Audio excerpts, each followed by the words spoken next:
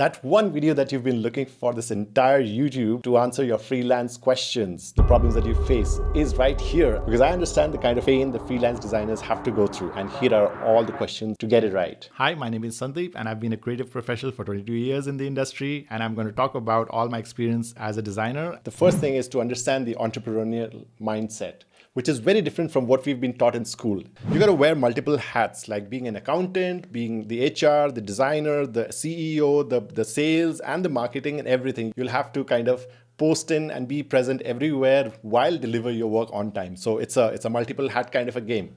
Quite exciting because you're going to learn really fast out of that. So here's something really important that I realized: to charge more to the client is, first of all, to value yourself. If you're not confident about yourself and your work and the worth of it, so that's where it all starts from. So if you don't value your work, how will you be able to charge your client more? And that is something that you need to realize, because that confidence and all that comes with when you keep working on your thing, your niche. And the way you can improve on valuing yourself is by creating your own personal brand. Be present online, leave an impression, be revered, be recalled, let people remember you, let there be conversations about you. And that all happens when you're totally active online, because most of the people are mostly swiping up, left, right, whatever, and they're watching the content online mostly. So it's not that you need to always have experience and be in the industry or be a leader or something. You can just be just the way you are. Even if you're a fresher who's just getting into the industry is actually being followed by students who are studying right now. And students who are studying in the college right now, they will be followed by school students who would like to be in this stream, right? So there's always this follower kind of a connect.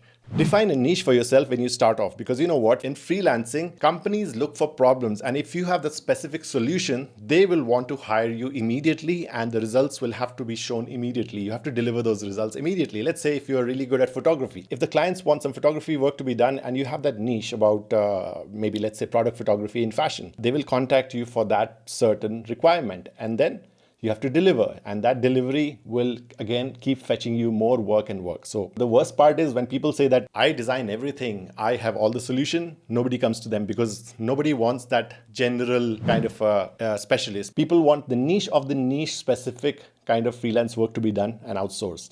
Because for the general thing, all companies, they have their employees who can do those regular stuff. So while you're delivering work and building your relation with your clients, you also have to keep building your content. And for that, you need to be regular and consistent on social media and stuff like that. And for that, you need to start with video creation. In your social handles, you need to keep updating about your professional work, what you're doing, development, work updates. It could also be sharing about your thoughts, what's in your thought process, because people would also like to know you as a person, who's the person behind this entire work. And for that, you need to learn video communication, learn to take films, be in front of the camera. This is another art. You need to get used to it. I'm an introvert. I mostly do not get to talk to so many people in public. But when it comes to camera, I'm still training myself. I'm getting a little better day by day. You got to watch my first video on this channel. The entire world is moving to the digital arena now in 2020.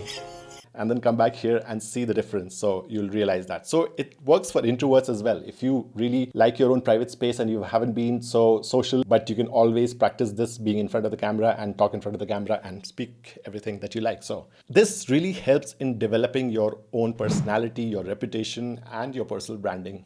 Create content by filming your work, the process of it. It really matters. People want to know what your process of work is.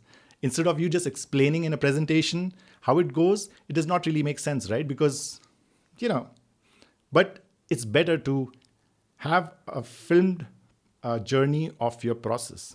That makes a lot of value. The making and the way it is made, and then the collection, and then the entire theme, all that presentation on a video format or a film format, it really matters, right? So the most difficult part of freelancing is the money part. You need to learn to control your finances. Sometimes you just get paid, allocate them, and keep them for the rainy days and reserves, because you know what? Most of the times the payments, they come in like 30 days or 60 days. I don't know what the industry standards are, because mostly people who are working in those companies, they do not really prioritize on making the payment for freelancers. You need to get accustomed to this 30 days to 60 days of payment. There will be times when you will have no payment coming in, although you know that there are loads of payment that is in the market right now coming due for you. So you'll have to manage those gaps as well. You need to pay your people, whoever has worked with you, or they're on salary. You need to make sure that they're paid on time so that they also feel happy to work with you and prioritize. Create that culture, that culture of paying everybody on time, even if it is partial or even if it is fully, whatever it is. When all the payments come into you, you become the richest man on the planet and all that. But you need to keep your reserves for these rainy days when you have gaps. This is a very business-oriented financial control that you need to learn. This is where most of the freelancers fail and crash. When they try to do each and everything all by themselves, they think that, okay, why hire a designer to get this thing done? I myself will do that and get that money. It's not about those little work and the money that you get paid for it. It's about building up a team where you can actually multiply. What if tomorrow you have 10 projects? Right now you can handle maybe 2 projects at one time. But if you have 10 projects, how will you handle that? You'll not be able to do all of them all by yourself, thinking that, okay, why should I pay another designer and hire somebody? I understand you don't get exactly what you have thought and envisioned in your mind. You don't get that from the designer that you have hired. But you know what?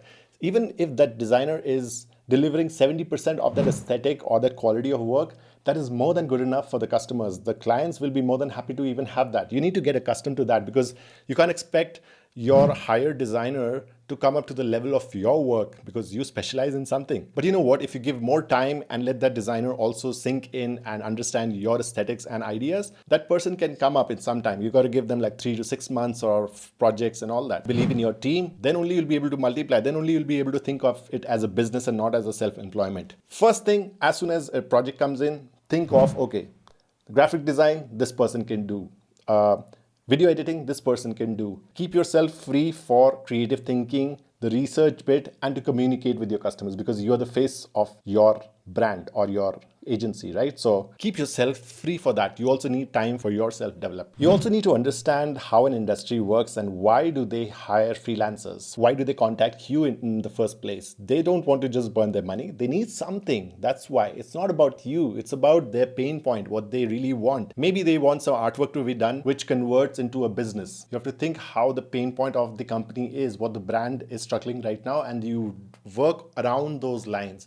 That makes you a more mature designer rather than just an artwork designer. I can easily put in 2 categories of designers or freelancers. One is more of an artwork designer who does not really think much about the business, but they think mostly about, okay, what kind of an artwork that I can make, which is going to be a fantastic one. Now that may or may not be relevant to the client, but what the client wants is something that builds into a business, that something that connects with their consumer.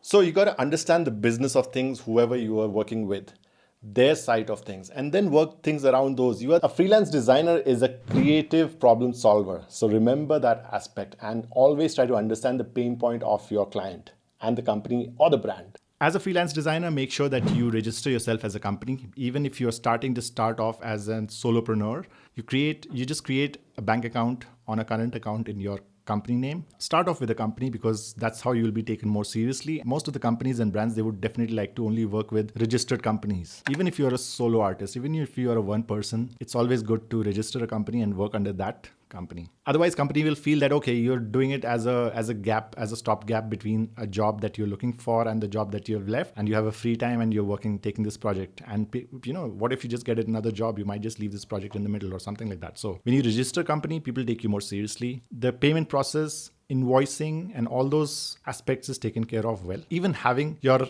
email ID with that company name, Sandeep@gmail.com does not sound as professional as Sandeep@thecompany.name.com, right? So those small things really matter. Even if you're a fresher, people will take you more seriously because at least they will know that, yes, you're going to take it forward and you're going to be here in the market for some time. You may want to consider one of your designer who's been working with you, aligned the way, and you love the way that person works. Maybe consider him to be your partner, because that way you'll be able to share the load, not just the design load, but there's a lot that goes on running an agency.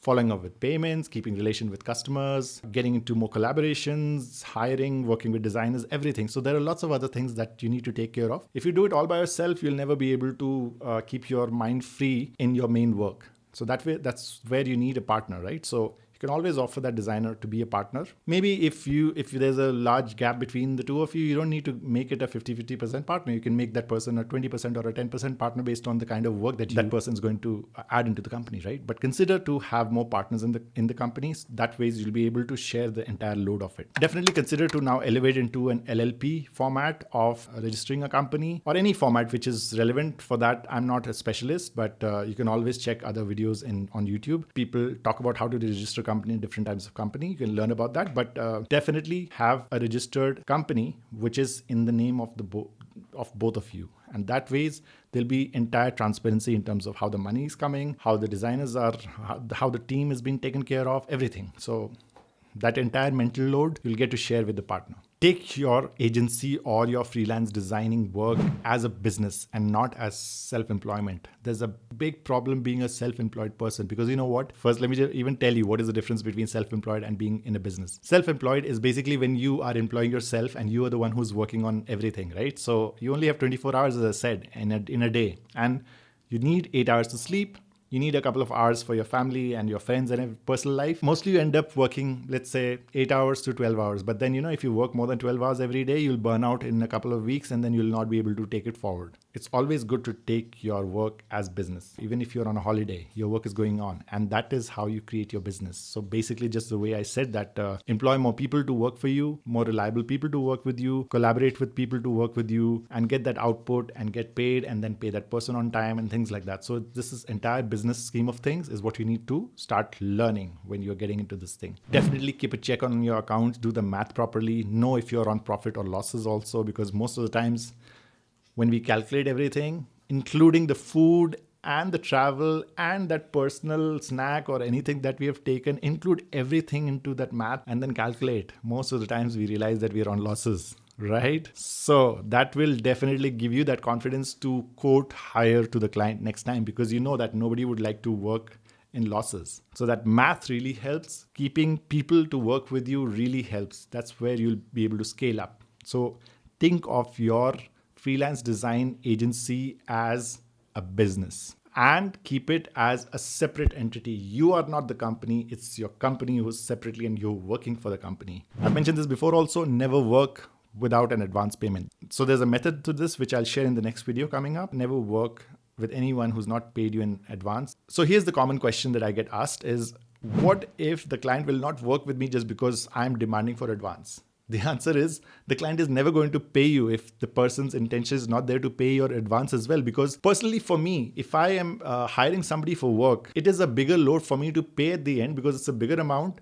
I would love to pay that person in advance a percentage of the amount, so that even my load to pay at the end of the project becomes lighter, right? And that ways I also know that the person who's working for me is feeling secured and is going to prioritize on my work. That is why I will personally pay somebody to work with me some advance amount.